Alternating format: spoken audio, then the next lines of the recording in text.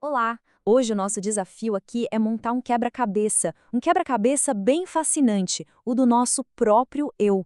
A gente vai mergulhar nos conceitos de identidade, subjetividade e representação social para tentar entender como é que nos tornamos quem somos.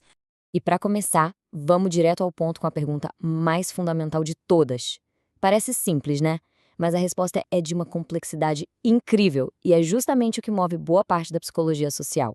Então, para tentar desvendar esse mistério, a psicologia social nos dá, digamos, três chaves. Cada uma delas abre uma porta para uma dimensão diferente do nosso ser. Vamos dar uma olhada em cada uma.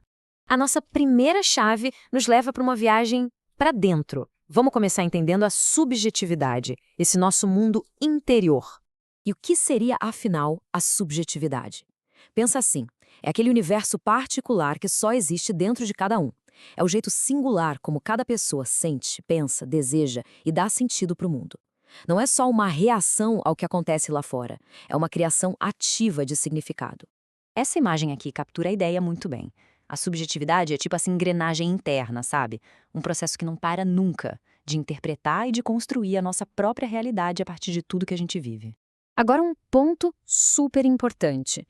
Esse mundo interior não nasce do nada. Ele é moldado pela linguagem que a gente usa, pelas nossas interações, como o Vygotsky apontou. Ele é um produto da história e da sociedade, como nos ensinou Sylvia Lane.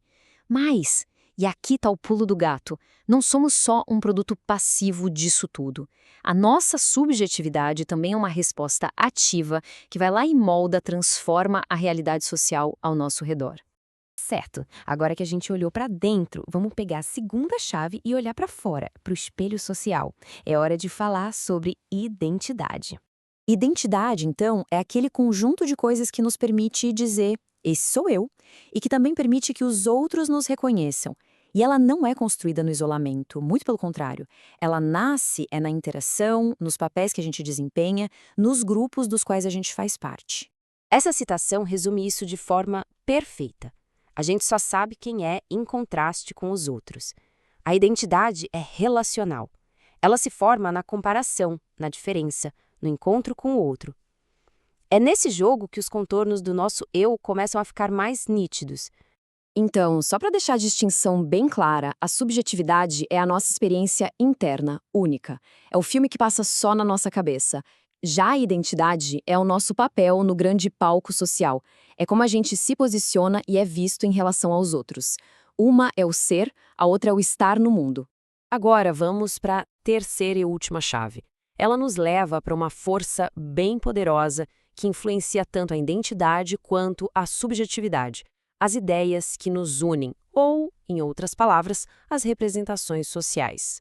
As representações sociais são basicamente as teorias do senso comum de um grupo. São aquelas crenças, aquelas explicações compartilhadas que a gente usa para entender o mundo, para se comunicar e para saber como agir. Funcionam como um mapa mental coletivo. Gosto de pensar nelas como a arquitetura invisível da nossa realidade social. A gente não as vê diretamente, mas são elas que estruturam nossas percepções, nossas atitudes e até mesmo a ideia de quem a gente acredita ser. Mas como é que essas ideias compartilhadas se formam? Como é que algo novo, estranho, de repente vira parte do nosso senso comum?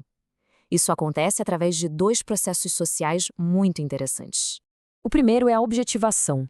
É quando a gente pega uma ideia abstrata e transforma em algo concreto, numa imagem. O exemplo clássico é o inconsciente de Freud, uma ideia super complexa que virou a imagem de um iceberg. Ficou tangível. O segundo processo é a ancoragem. É quando a gente pega essa ideia nova e ancora ela em categorias que já conhecemos para que ela faça sentido.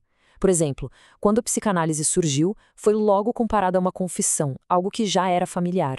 E pronto, o estranho vira familiar. Agora que a gente tem as três chaves, vamos juntar as peças do quebra-cabeça e ver como o nosso eu está sempre em construção. Então, o fluxo é mais ou menos este. As representações sociais, ou seja, os significados coletivos do nosso grupo, vão moldando a nossa identidade, o nosso senso de quem somos e a que lugar pertencemos. E, por sua vez, tanto a identidade quanto as representações sociais filtram e dão forma à nossa subjetividade, aquela nossa experiência interna e única do mundo.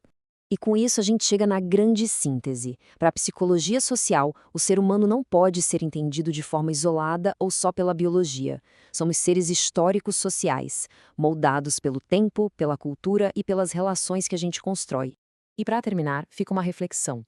Vale a pena pensar um pouco nas ideias que são compartilhadas no nosso mundo, na família, no trabalho, no país. Como será que essas ideias, essa arquitetura invisível, ajudam a construir a pessoa que se manifesta a cada dia? Afinal, esse quebra-cabeça nunca está totalmente montado.